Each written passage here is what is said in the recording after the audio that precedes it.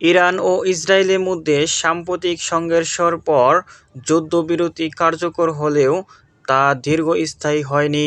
ইরানের পররাষ্ট্রমন্ত্রী স্পষ্ট করে বলেছেন, ইসরায়েল যদি আবারও হামলা চালায় তবে ইরান আরও কঠোর প্রতিক্রিয়া দেখাবে।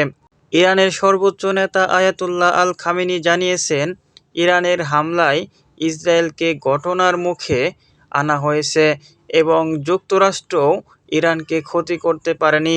এদিকে ইরান হিন্দ সাগর ও ওমান উপসাগরে বড় পরিসরে সামরিক মহড়া শুরু করেছে, যেখানে মিসাইল নিক্ষেপসহ শক্তি প্রদর্শন করা হয়েছে।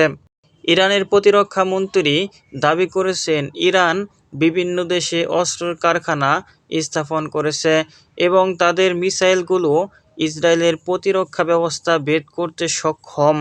ইরানের ভাইস প্রেসিডেন্ট হুঁশিয়ারি দিয়েছেন, ইসরায়েলের সঙ্গে যুদ্ধ যে কোনো সময় শুরু হতে পারে এবং বর্তমান যুদ্ধবিরতি কেবল একটি সাময়িক বিরতি।